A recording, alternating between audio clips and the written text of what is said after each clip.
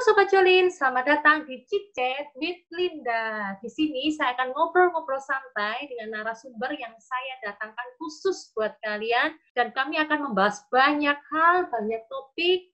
Dan saya berharap apa yang kami sharingkan bisa bermanfaat, menambah pengetahuan buat kalian, dan juga menjadi berkat juga buat kalian.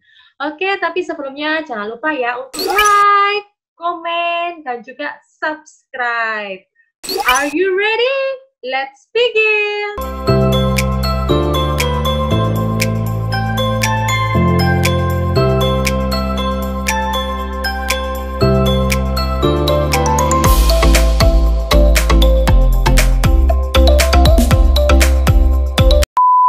Hari ini kita akan membahas mengenai tips efektif berjualan di sosial media.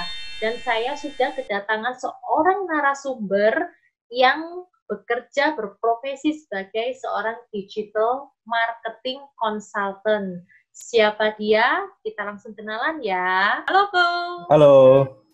Apa kabar? Baik-baik. Ya, masih work from home, Ko? Masih ya? Ada beberapa klien yang minta ketemu offline tapi udah dikit banget sih. Kebanyakan work from home. Oke, Ko, sebelum kita langsung ke topiknya, aku kenalan dulu ya dengan Sobat Jolin ya. Ya, oke. Halo Sobat Jolin, nama saya Kevin. Saya konsultan digital marketing sejak 2009.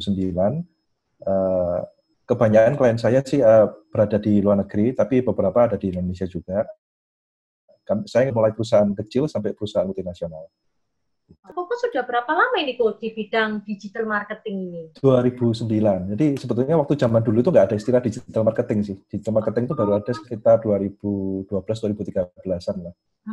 Dulu itu adanya internet marketing zaman dulu. Oh iya betul. Aku sempat ikut itu kalau internet marketing itu. Nah, tapi internet marketing dulu berbeda dengan digital marketing sekarang. Internet marketing dulu itu orang cari duit lewat internet. Jadi jadi makelar, terus cari iklan dan seterusnya. Jadi mereka cari duit dari internet. Kalau digital marketing agak bedanya adalah kita mengintegrasikan bisnis kita offline ke dunia digital, memasarkan bisnis kita lewat dunia digital. Oh, seperti itu ya. Nah, jadi agak beda dari internet marketingnya dulu. Itu boomingnya digital marketing itu sejak tahun berapa itu kok di Indonesia? Sekitar 2012-2013an lah, sekitar tahun itu. Oke, kok sekarang kita langsung aja ke topiknya ya. Oke. Nah, kira-kira nih kok, sekarang ini kan karena corona ya, jadi kan banyak teman-teman di luar sana itu kan sudah mulai bingung kan, mau jualan offline juga terhambat, dan akhirnya kan memilih untuk berjualan online. Nah, kira-kira bagi pemula, apa yang harus mereka persiapkan terlebih dahulu tuh sebelum terjun ke dunia bisnis online gitu? Sebetulnya sosial media itu cuman salah satu alat aja sih untuk membantu kita berbisnis.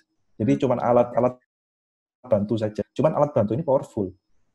Betul. Nah, alat sehebat apapun kalau kita makainya percuma juga. Jadi bisa pakai dalam arti apa? Jadi kita harus punya produk yang oke, kita harus punya strategi oke, dan kita harus tahu cara pakai sosial media ini sebagai alat yang oke juga untuk berjualan. Nah, mulai dari mana? Satu, pastinya menyiapkan produk yang bagus juga, produk dan servis yang bagus. Jadi mulai dari nama produk, foto produk, harganya seperti apa, deskripsinya seperti apa. Nah, itu harus punya duluan. Setelah itu barulah kita memasarkan produk-produk atau servis ini melalui sosial media. Sosial media apapun ya, bisa Instagram, bisa Facebook, dan seterusnya. Apakah harus selalu Instagram terbaik saat ini? Enggak juga. Jadi Instagram itu cuma salah satu alat aja yang bagus, tapi enggak semuanya harus di situ. Jadi tergantung pasar kita. Nah, waktu kita menyiapkan produk, kita juga mesti kenal siapa sih yang kira-kira bisa gitu dengan produk atau layanan kita. Jadi setelah kita punya produk, kita kenali pasarnya siapa yang bisa kita bantu dengan produk kita. Berarti yang awal tuh kita tuh harus punya produk terlebih dahulu ya, Bu ya? Ada dua cara sebetulnya. Satu adalah kita punya produk apa, kita cari pasar yang tepat. Cara kedua, kalau saya prefer cara kedua, lihat orang butuhnya apa, kita siapkan produknya. Nah, tahunya itu orang butuhnya apa itu kita surveinya bagaimana kok? Jadi cara paling gampang sebetulnya lihat orang-orang ini komennya seperti apa di sekitar kita. Jadi nanya orang sekitar kita, apa sih masalah yang paling problem yang paling mereka hadapi. Misalkan nih awal-awal WFH, awal-awal work from home itu banyak orang tua yang kebingungan. Jadi orang tua di rumah seharian sama anak. Anaknya mau dikasih handphone juga kok kasih handphone seharian, tapi kalau enggak kok yang ributin terus. Jadi ini kan satu-satu problem. Solusinya gimana? Let's say kita buat kegiatan untuk anak. Jadi jual kerajinan untuk anak, itu kan dimulai dari masalah orang tua yang bingung anaknya mau dikasih kegiatan apa. Oh iya, iya, Yang iya. lebih produktif. Itu lihat di sekitar kita sebetulnya bisa. Ah. Atau misalkan di rumah nggak bisa makan keluar, lalu kita lihat peluang, restoran juga tutup, kita bisa masak apa, akhirnya kita buatkan versi makanan yang setengah jadi, makanan beku yang bisa dimasak di rumah. Masalahnya kenapa? Karena kalau di rumah terus makanannya kan orang-orang yang terbiasa makan di luar akan bosan dengan satu jenis makanan terus setiap hari. Nah, mereka bisa cari variasi. Betul, betul, betul. Soalnya saya juga bingung juga ya kan, mau makan apa setiap hari bingung. Benar. Nah, itu masalahnya nyata sih di sekitar kita. Oh, oke. Nah, kemudian setelah itu kok, kalau kita sudah tahu misalkan kita survei kebutuhannya apa, kemudian kita tentukan produknya apa. Nah, selanjutnya langkahnya apa, Bu? Nah, idealnya adalah kita membuat produk yang berbeda dengan produk yang lain. Nah, beda di harus produknya. Gitu ya, lebih kreatif gitu ya, Bu ya. Berbeda yang bisa dikenali orang bahwa kita ini berbeda, walaupun mungkin produknya sama. Let's say makanan beku ayam goreng kita bedanya dengan ayam goreng yang lain apa? Kalau kita nggak ada beda dengan produk lain, maka kita jadi barang komoditas. Barang komoditas itu kelemahannya apa? Siapapun bisa jual, siapa bikin, dan walaupun namanya mungkin beda, tapi harganya akan murah-murahan. Siapa yang bisa menyediakan paling banyak dan paling murah itu yang dibeli. Betul, betul. Karena Iya. barang komoditas. Jadi, misalkanlah ada beberapa karung beras. Berasnya modelnya mirip-mirip aja. Beras itu termasuk komoditas. Jadi, ketika lihat banyak beras, orang lihat milih, oh berasnya mana yang kelihatan bagus dan harganya murah, sudah dibeli. Nah, berbeda dengan kalau kita punya nama. Nah, nama ini urusan dengan branding sebetulnya. Oh, gitu. Nah, branding itu sebetulnya membuat produk kita yang sebetulnya seakan-akan biasa menjadi memiliki pembeda. Apakah branding itu sama digital marketing itu berbeda, Bu? Digital marketing adalah salah satu bagian dari branding. Jadi untuk orang kenal dengan brand kita, salah satunya kita aktivasi dengan kita kenalkan ke orang-orang dengan digital marketing. Oke. Nah, kemudian selanjutnya tuh kalau kita sudah menentukan brandnya, kemudian kita tuh mau memperkenalkan ke khalayak umum tuh bagaimana tuh supaya langsung bisa kenal dan cepat laris gitu kan jualannya. Benar. Nah, promosi terbaik saat ini yang masih berjalan sebetulnya adalah tetap word of mouth sih sebetulnya. Word of mouth itu mulut ke mulut bahasa Indonesianya. Nah, mulut ke mulut ini tetap itu adalah bentuk promosi yang terbaik. Cuman kalau kita di sosial media, kita nggak bisa mengandalkan 100% word of mouth.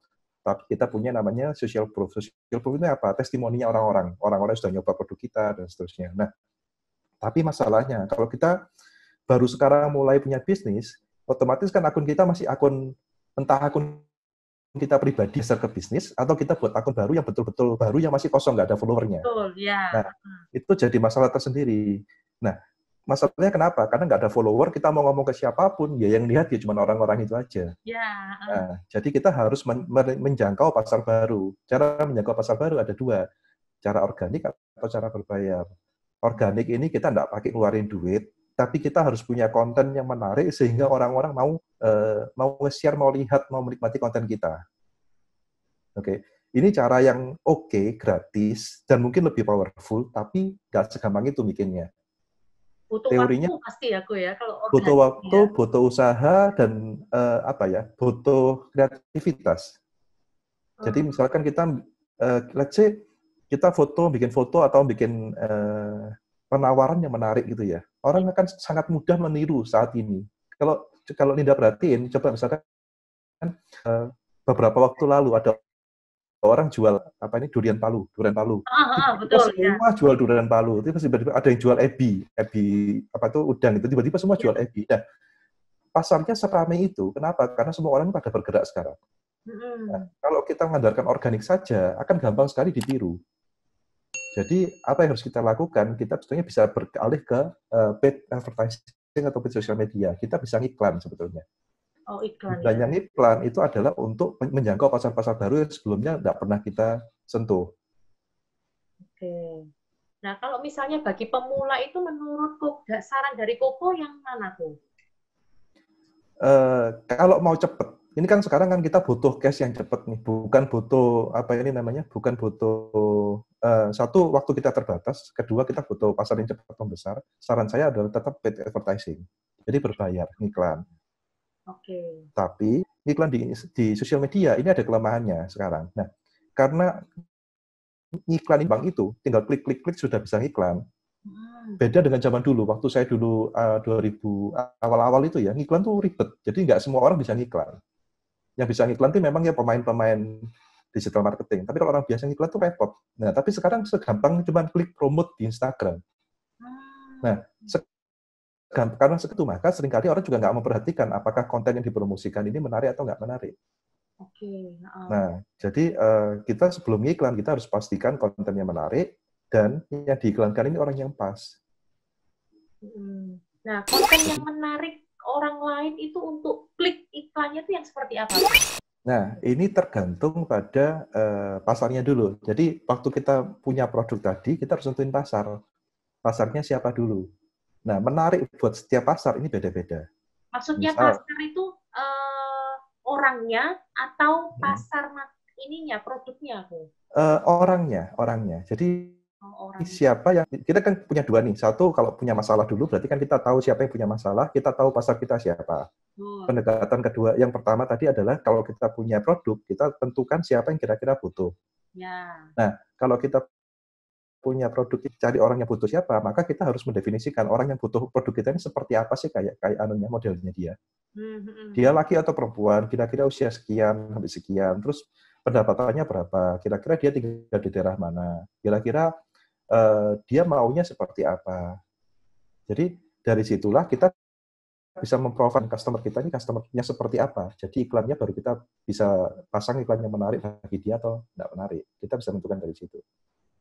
Nah, kalau iklannya yang menurut Koko selama ini cermati gitu ya, dari berbagai macam sosial media itu yang mana yang paling bagus, Kok? Sosial medianya? Ya, yang iklan dari berbagai macam sosial media mana yang paling oke menurut Koko? Nah, sebetulnya gini, nggak ada sosial media yang paling bagus untuk iklan. Karena apa? Karena tergantung produknya, tergantung pasarnya. Misal nih, kita ngomong kota besar. Produk kita ini produk yang bisa menggugah orang dengan hanya foto. Maka Instagram oke. Kenapa? Karena kebanyakan orang di kota besar sudah punya kuota internet yang berbayar. Terus mereka juga cukup punya banyak waktu untuk scrolling Instagram. Jadi mereka potensi mereka terekspos iklan ini juga oke. Selain itu, orang di kota besar udah terbiasa bayar apa-apa pakai transfer. Jadi transaksi tinggal mungkin let's say kontak WA, pesannya apa, transaksi dibayar, tinggal dikirim. Sesimpel itu. Tapi bayangkan misalkan di kota-kota lain, kota-kota yang nggak terlalu besar, bisa jadi pasar kita kuotanya terbatas. Tapi beberapa operator ini menyediakan fasilitas Facebook gratis. Jadi ada beberapa operator yang menyediakan kuota Facebook unlimited gratis gitu ya. Atau mungkin kuota YouTube yang berbeda lagi. Nah, maka kita juga harus bisa, iklan kita bisa tampil di Facebook. Atau misalkan orang suka... Tetap aja kan orang itu kan harus transfer atau apa gitu kan, Bu? Nah, maka transfernya bisa juga dipermudah, pembayarannya bisa dipermudah. Misalkan kita menyediakan pembayaran pakai GoPay, pembayaran pakai OVO. Oh, iya. Jadi banyak cara yang, atau misalkan gini, kita nggak harus transfer, tapi kita buka toko di Tokopedia, di marketplace di Tokopedia, Bukalapak, dan seterusnya untuk bertransaksi bagi orang-orang itu. Jadi nggak ada yang the best, tergantung pada produk kita, tergantung pada pasar kita sebetulnya. Berarti harus trial and error gitu ya, Bu ya? Betul. Nah, kelebihannya digital marketing adalah kita bisa trial error dengan sangat cepat. Kita bisa lihat datanya, iklan ini oke atau enggak, penjualan ini oke atau enggak dengan sangat cepat, dan datanya akurat. Nah, itu biasanya berapa lama aku kalau untuk trial and error? Apakah ada waktu 1 Sekitar bulan atau 3-4 hari udah cukup. Kita udah dapat data. 3-4 hari sudah cukup ya, Bu, ya? 3-4 Jadi, hari dengan budget yang cukup ya. budgetnya tuh kira-kira berapa, Bu, yang memadai untuk Mulai trial error gitu? 50 ribuan sehari sudah cukup. Sudah bisa dapat data. Oh, gitu. 30 sampai 50 ribu per hari sudah bisa dapat data. Jadi selama 3 hari kalau nggak convert jadi nggak convert orang beli berarti kurang oke gitu ya, Bu, ya? Nggak harus beli dulu ya, harus tanya dulu. Jadi kan kalau kita jualan nggak bisa langsung iklan kita buat orang beli. Itu Ya. potensinya lebih kecil. Jadi kita ngukurnya dari convert ini tertarik dulu, nanya dulu, lead. Jadi dari lead dulu. Jadi berapa orang yang lihat iklan kita, berapa orang yang nanya. Dari nanya ini berapa orang yang nanti jadinya tertarik dan akhirnya nanti beli. Nah, dari yang beli pun nanti kita ukur dari yang beli ini berapa orang yang repeat. Berarti kita harus ada catatan gitu ya, rekapan gitu ya. Betul. Oh, Nah, kerjaannya nggak simpel sih, cuman itu harus dilakukan untuk jualan dengan baik sebenarnya. Nah, kalau di platformnya sendiri tuh nggak ada kayak analitiknya gitu loh. Jadi untuk melihat kira-kira berapa orang yang lihat, kemudian yang klik berapa. Ada seperti itu. Jadi berapa yang lihat, berapa yang klik itu ada. Tapi balik lagi, orang kita nggak terintegrasi itu, nggak terintegrated seperti di luar negeri. Jadi beberapa klien saya di luar negeri, mereka semua channelnya online semua. Jadi mulai pembayaran sampai kartu kredit, chattingnya juga di websitenya mereka. Tapi orang Indonesia, mereka lebih memilih chatting pakai WhatsApp, terus bayarnya pakai transfer. Nah, belum tentu transfernya mobile banking loh ya. Transfernya kadang-kadang transfer manual gitu kan. Nah, maka conversion ini nggak bisa diukur, datanya nggak terintegrasi di platform kita. Jadi kita mesti agak mereka manual. Jadi, dan contoh ya, misalkan ada orang mau belanja produk itu, terus tiba-tiba dia nanya produknya oke harga sekian, terus terganjil dengan ongkir misalkan. Ongkirnya kok mahal? Bisa jadi orang itu mundur. Nah, orang itu mundur gara-gara ongkir kan nggak ketangkep di platform itu informasinya. Jadi tertangkap di manualnya. Oh, berarti orang ini mundur gara-gara ongkir. Bisa jadi promo berikutnya kita pancing dengan promo gratis ongkir. Oh, gitu. Nah, kemudian kalau untuk persiapan dari lapaknya kita di sosmed itu, apakah ada sesuatu yang harus kita persiapkan secara khusus supaya eye-catching atau ya biasa aja gitu? Yang penting pokoknya fotonya yang di iklan itu yang dibikin yang menarik gitu. Oke, nah biasanya foto di iklan, setelah dia dapat iklan itu, kalau dia tertarik, dia akan merespon kembali ke profil kita. Nggak langsung nge-DM. Jadi, at least minimal profil kita ini harus representatif. Artinya, ngasih informasi yang memadai, meyakinkan, terus foto-fotonya juga bagus. Meyakinkan ini gimana? Kalau seandainya bisnisnya dan produk tertentu, lalu followernya baru 10-20, ya seenak-enaknya produk itu juga nggak terlalu meyakinkan. Maka apa? Kita tetap harus bangun kredibilitas, tapi kredibilitas yang etis ya. Jadi jangan beli follower, jangan mencari cara pintas gitulah. Kenapa? Selain tanggung masalah etis, tapi secara marketing itu hasilnya juga nggak bagus. Jadi Instagram satu berpotensi memblokir kita, kedua juga data kita berantakan. Ketika kita ngiklan berikutnya, data kita nggak valid lagi udah. Jadi kita bangun kredibilitas dengan cara membangun profile page dengan oke juga. Dengan bio yang oke, dengan link yang oke, misalkan dengan yang responnya profesional. Nah, untuk tokonya apakah harus siap seperti apa? Menurut saya nggak terlalu sebegitunya harus oke banget ya. Lebih penting adalah toko ini adalah jalan masuk sih sebetulnya untuk menarik orang pertama kali saja. Lebih penting adalah bagaimana kita menghandle orang ini secara personal. Jadi misalkan nih, saya sering sekali ngamatin beberapa toko online di DM itu responnya bisa sehari 2 hari. Oh, ada juga sudah iya. Dan itu banyak ya, nggak cuma toko kecil, toko besar pun seperti itu.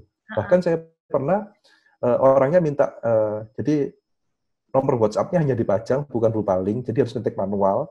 Sudah di WhatsApp saya dibaca aja berhari-hari sampai berbulan-bulan pun sampai detik ini nggak dibalas. Padahal dia jualan gitu loh. Jadi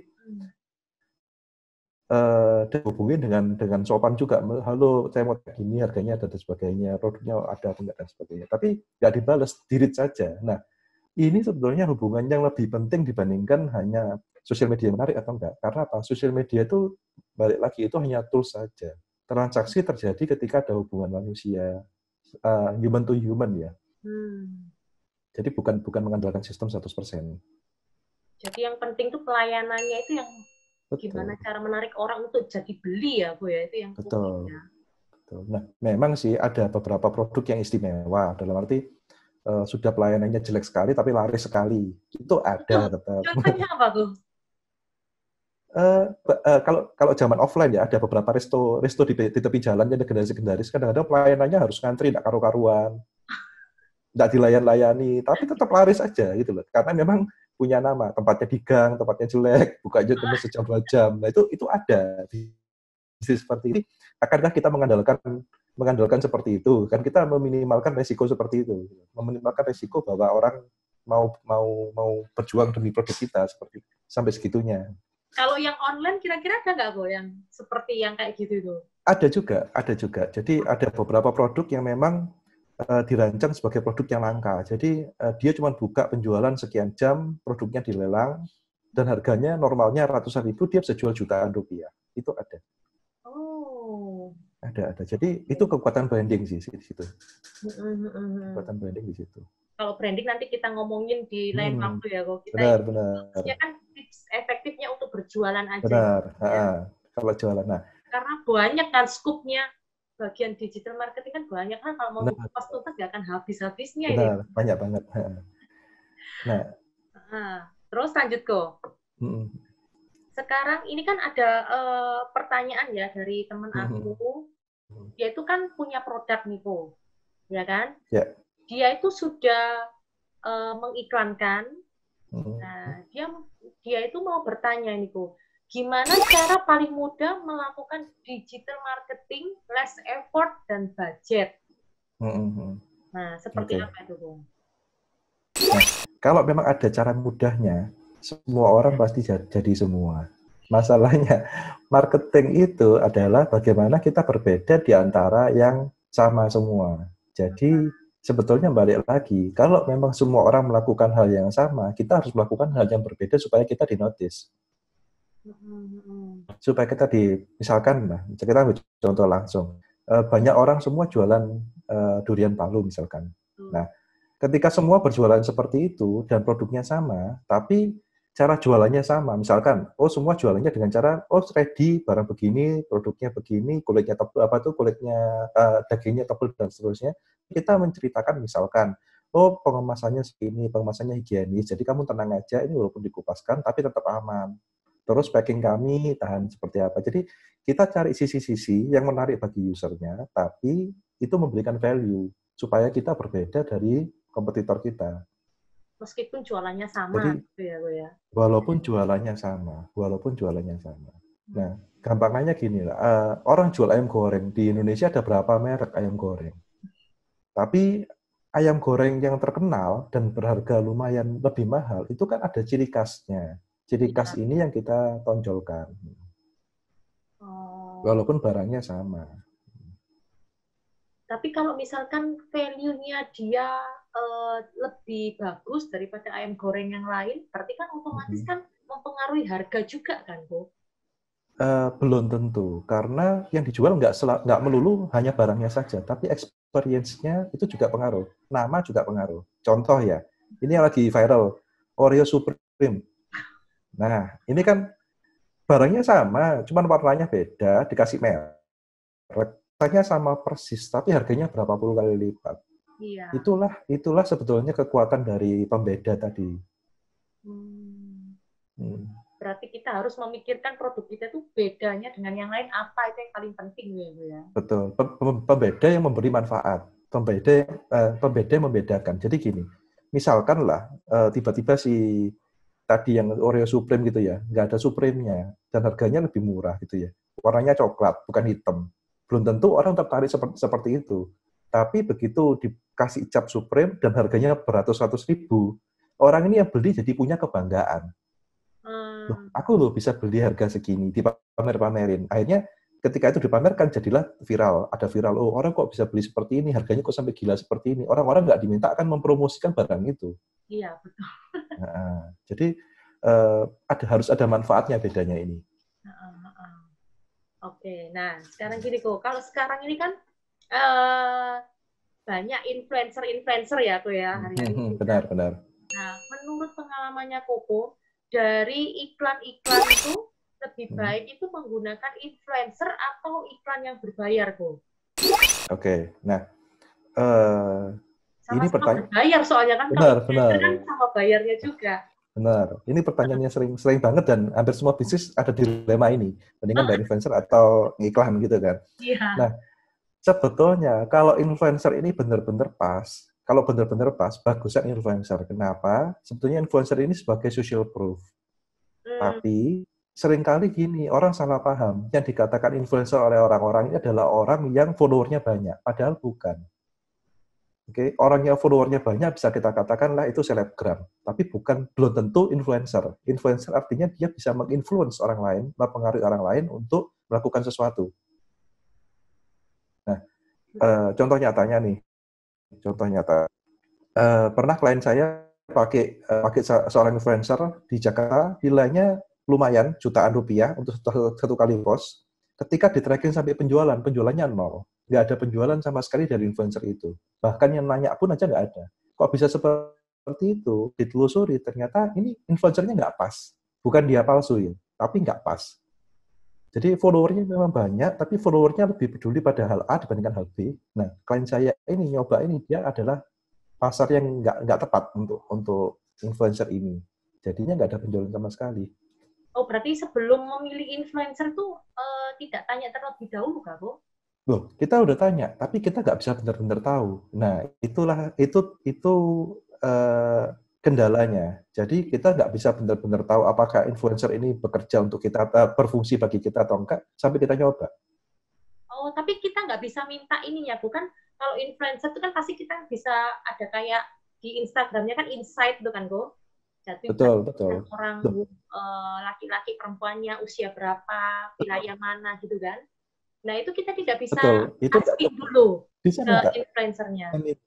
Bisa minta, tapi itu tidak menentukan kesuksesan promosi kita. Oh gitu. Nggak menentukan. Karena kalau zaman dulu kan di marketing konvensional itu ada namanya demografik. Demografik ini usianya berapa, terus laki atau perempuan, terus kerjanya berapa. Itu demografik. Tapi dengan sosial media sebetulnya kita punya satu lagi namanya psychographic. Ini kesukaan pada value tertentu. Misalkan nih, profil saya misalkan usia segini dan segini. Tapi misalkan saya tetap misalkan SpongeBob itu harusnya film SpongeBob itu untuk anak-anak atau dewasa? Anak. Harusnya demografik untuk anak-anak. Tapi banyak nggak orang dewasa yang suka SpongeBob? Masih banyak orang dewasa yang suka SpongeBob. Nah, itulah itu di psikografiknya.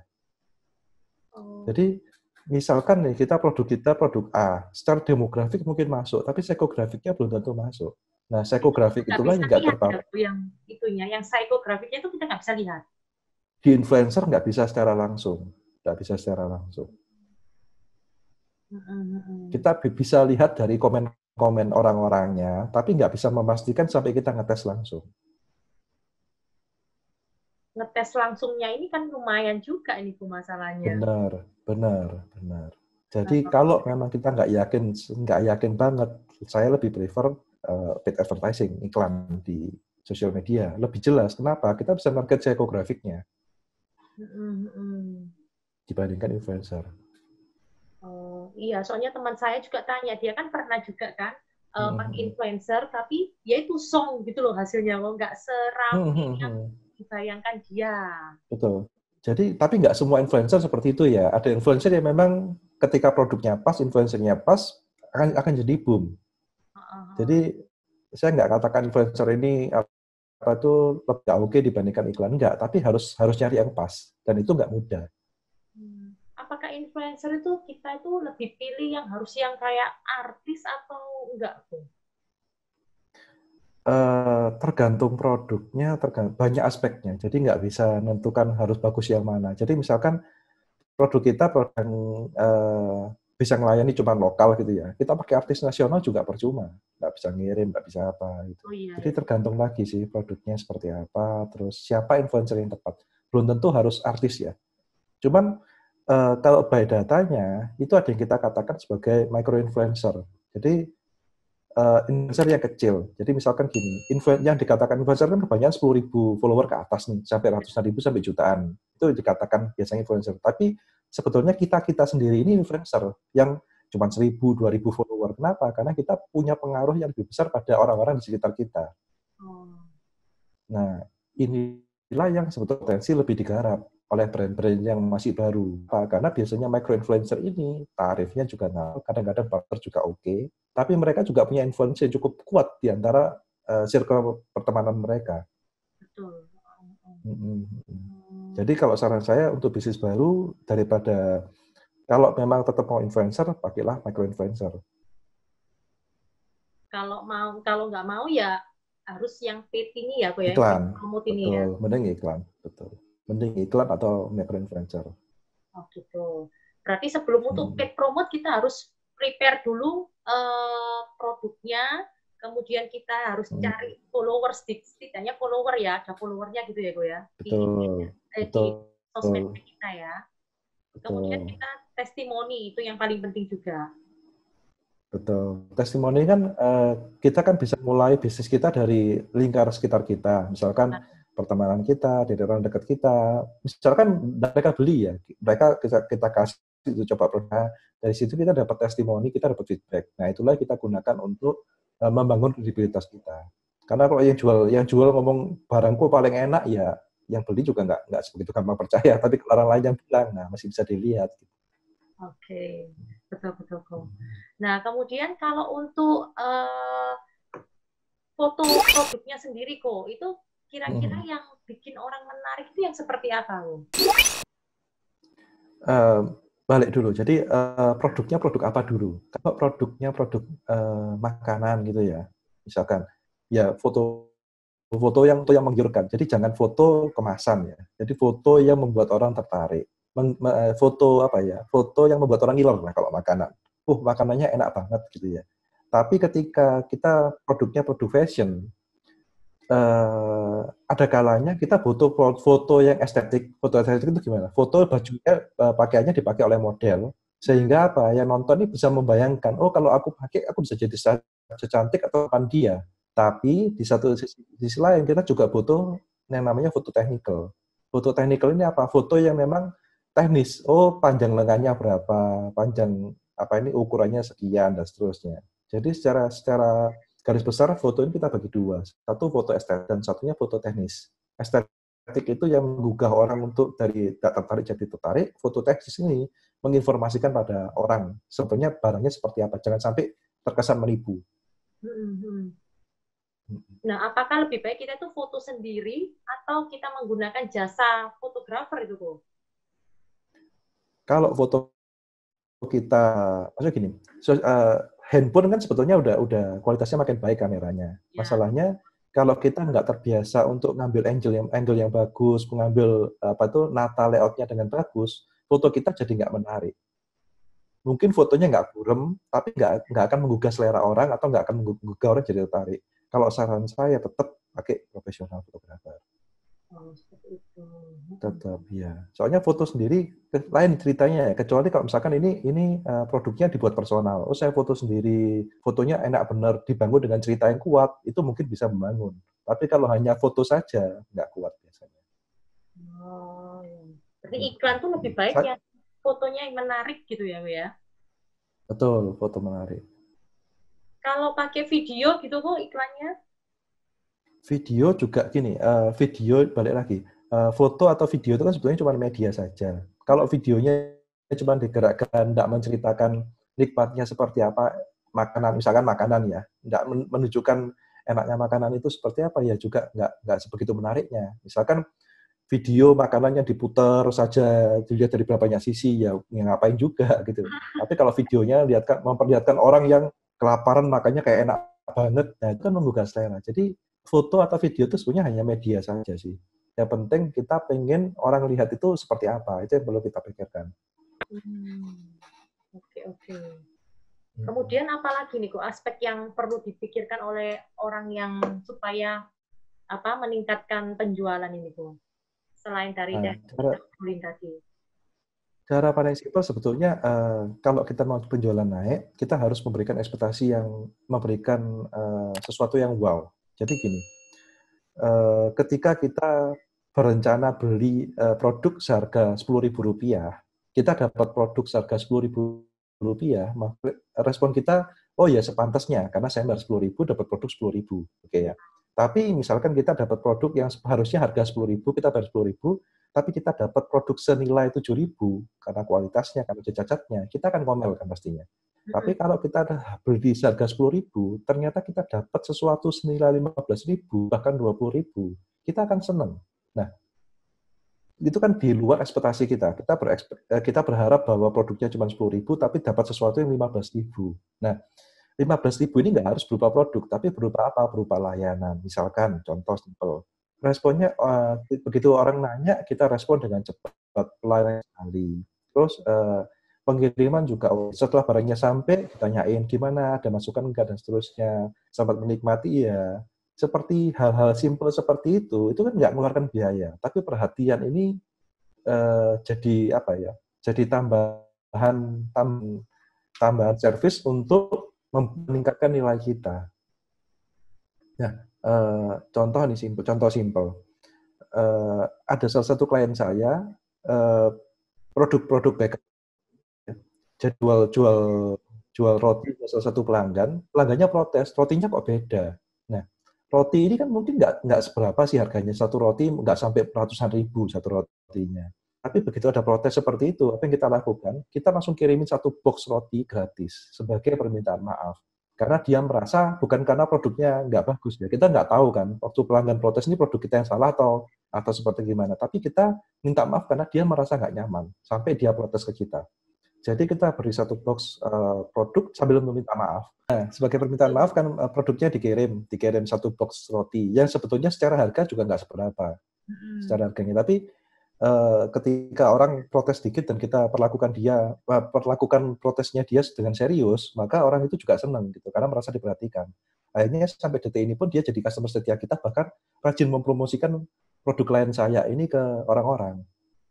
Jadi servis yang bagus itu sangat perlu dibandingkan hanya produk saja yang bagus. Kenapa? Kalau produk saja yang bagus, satu produk kita belum tentu yang the best. Jadi kan ada beberapa yang memang relatif ya. Misalkan makanan enak itu relatif bagi semua orang. Jadi bagi orang ini bisa enak, bagi orang lain nggak enak. Tapi kalau kita memberikan sesuatu yang berbeda, ini juga bisa jadi nilai tambah kita. Bisa jadi dari kemasan yang lebih menarik, bisa jadi dari penyajian yang lebih mudah, atau porsi yang sedikit lebih banyak. Nah, kalau misalkan kita sudah mengikutin semuanya yang dari awal itu kan, menyiapkan semuanya. Nah, tapi tetap aja itu nggak berhasil. Itu kira-kira itu apa yang harus kita lakukan? Yang paling kesalahan yang paling sering dilakukan sebetulnya adalah salah memilih pasar pasti sebetulnya. Jadi apa, Bu? Pasar, target market, benar. Jadi misalkan gini, misalkan saya jual Ferrari harga 800 juta, itu barang murah. Kenapa? Harganya normalnya 1 M. Tapi kalau saya jualan di pasar, di tengah pasar tradisional, yang nggak ada yang mau beli, sebagus apapun produknya, semurah apapun produknya, nggak ada yang mau beli. Kenapa? Pasarnya salah. Tapi di pasar yang berbeda, bisa jadi orang bertanya, loh kamu kok bisa jual Ferrari 800 juta, padahal harganya lu 1, sekian M. Yakin kamu asli? Pasti ada nggak beresnya. Bisa jadi orang malah bertanya seperti itu.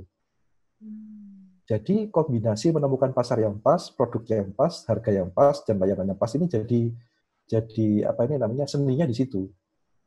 Jadi nggak ada cara ajaib yang bisa berfungsi bagi semua bisnis, nggak ada sih.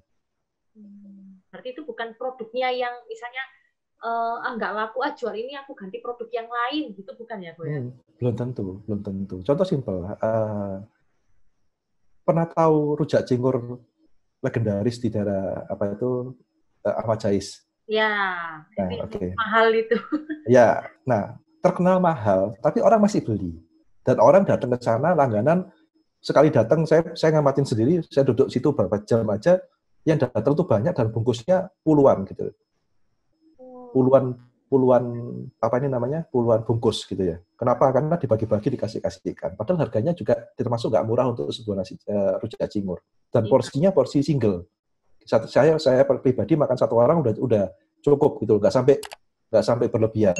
Tapi di sisi lain, ingat nggak waktu itu ada rujak cingur lain yang viral, yang di pinggir jalan harganya juga mahal banget. Iya, tahu. Nah, padahal rujak cingur itu porsinya untuk 4 orang cukup. Jadi yang satunya tadi itu porsinya dikit saja, tapi rame dan orang nggak protes harganya mahal, tetap beli. Di sisi lain ada penjual produk yang mirip gitu ya. Rasanya jujur aja saya belum pernah nyoba rasanya, tapi beberapa orang ngomong sih, oh rasanya not bad. Jadi bukan produknya nggak enak loh ya, rasanya oke. Tapi banyak orang yang marah-marah loh karena harganya segitu, padahal porsinya banyak sekali. Jadi nggak semata-mata karena produknya, jadi karena pasarnya juga, karena positioningnya. Jadi banyak aspek yang memungkinkan produk itu laris atau nggak laris. Tapi semuanya harus trial and Jadi error. tips jualannya betul. Sebelum kita memutuskan bahwa produk kita nggak laku, dievaluasi dulu apakah benar pasarnya nggak oke atau enggak, apakah harganya oke atau enggak untuk pasar ini. Bahkan terkadang kalau bagi pemula kan, gue misalkan sudah punya produk ini, kemudian nggak laku tuh kan jadi sudah kayak down gitu. Dulu ya. Aduh, gimana kayak ini mau jualan apa lagi kayak gitu kan yo. Ya, benar. Tapi itulah seni bisnis ya. Jadi kalau bisnis semudah itu, semua orang akan berbisnis, semua orang akan mudah berjualan gitu. Tapi justru sebenarnya di situ. Jadi jangan patah semangat lah. Jadi kita mesti evaluasi terus sih apa yang bisa kita perbaiki dari produk kita. Jadi minggu lalu saya sempat ngobrol-ngobrol dengan salah satu pemilik resto penyetan. Dia ini sampai ekstrimnya, ketika dia baru buka, pelanggannya makan, ada sisanya, itu kan berarti, oh ada yang salah dengan produkku, sehingga makanan ini nggak dihabiskan. Gitu ya. Nah, ekstrimnya dia, sampai dia ini nyicipin produk yang disisakan sama pelanggan ini.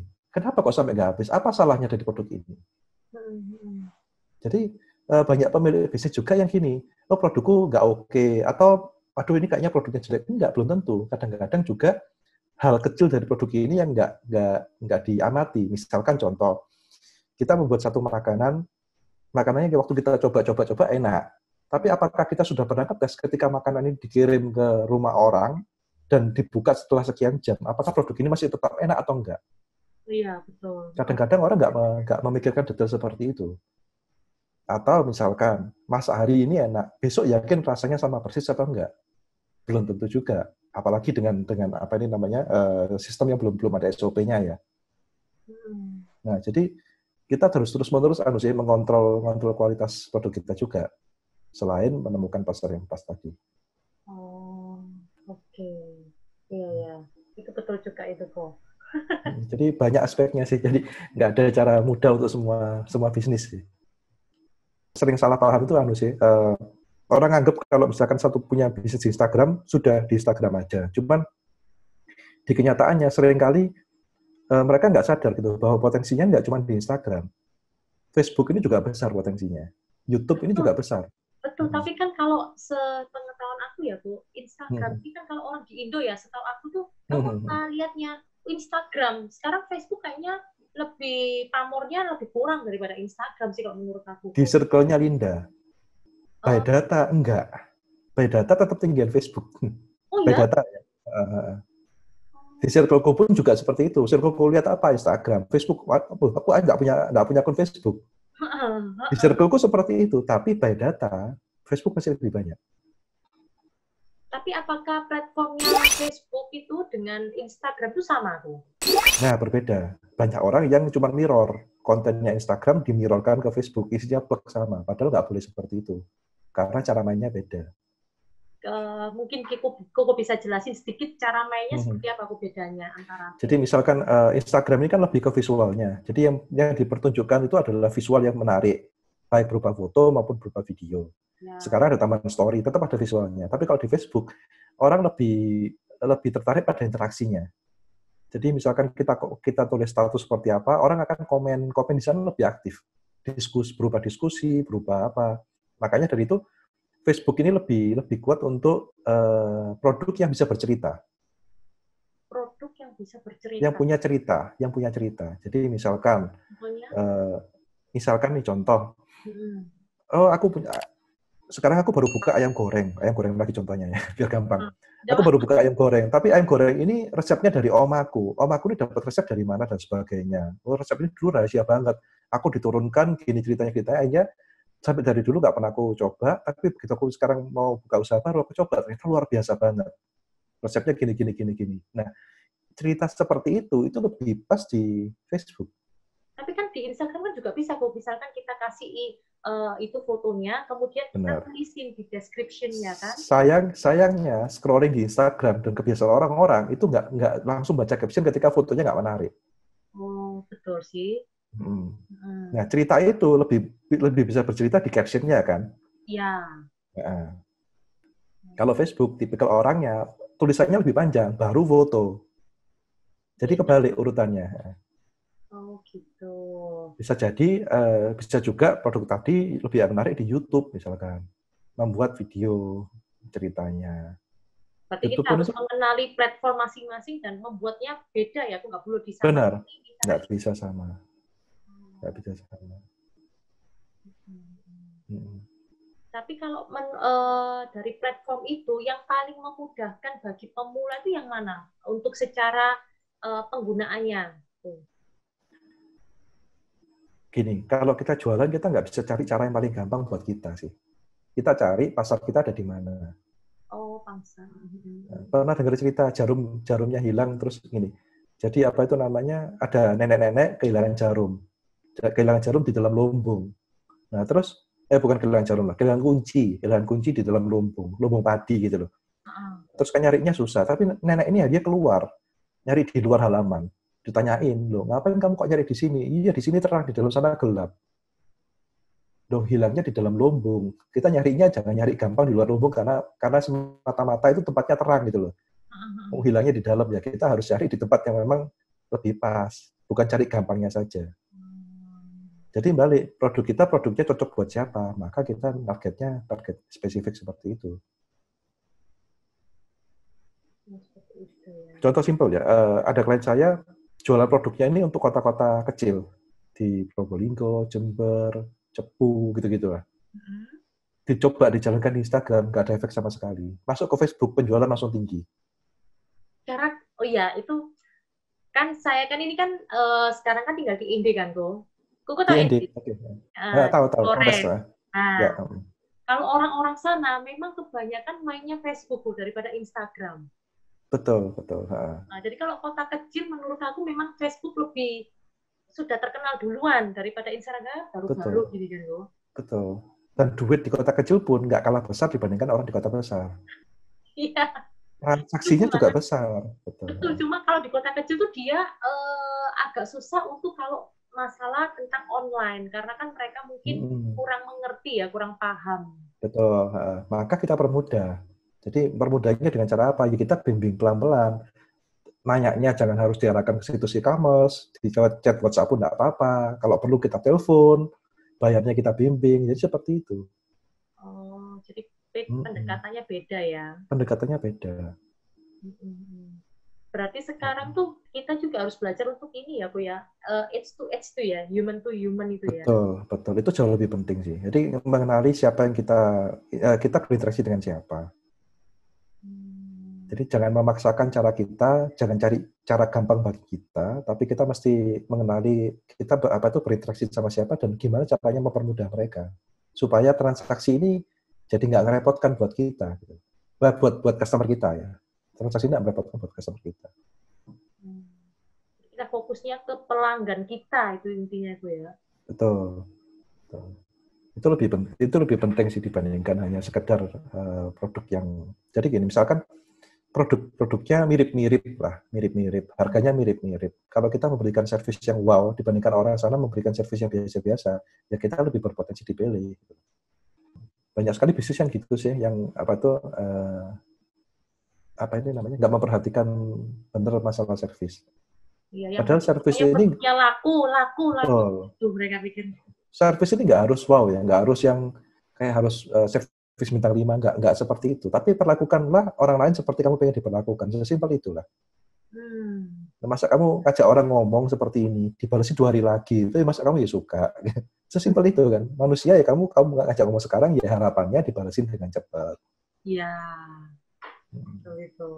Tapi di sisi lain, saya agak bisa memaklumi perilaku admin online shop seperti itu. Kenapa? Kadang-kadang pelanggannya juga nanyanya macam-macam, mintanya juga yang unik-unik gitu ya. Di sisi lain, tapi balik lagi, mereka berperilaku seperti itu karena pasarnya seperti itu. Kalau kita nggak suka dengan pasar seperti itu, ya jangan masuk di pasar itu, selesai. Iya. Apalagi kalau pelanggan cewek kan pasti sebelum membeli kan harus bertanya detail sekali gitu kan. Jadi contoh simpel ya, ada suatu online shop, produknya ini harganya ratusan ribu, tapi ongkirnya 15.000. Itu pelanggannya mundur gara-gara ongkir 15.000. Padahal dia beli ratusan ribu ini nggak masalah. Jadi kita mesti lihat juga pelanggan kita ini enggan berbisnis, closingnya ini gara-gara apa sih? Itu yang kita eliminasi sih.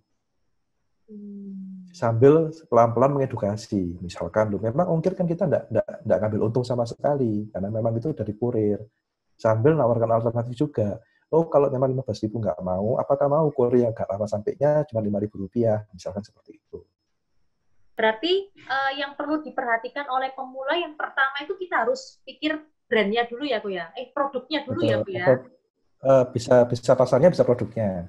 Produknya, kemudian target marketnya, kemudian iklannya ya, Bu ya. Bagaimana menyampaikan pesan produk kita ke target pasar tadi? Bisa dengan cara organik, ataupun bisa dengan iklan, ataupun bisa dengan endorser.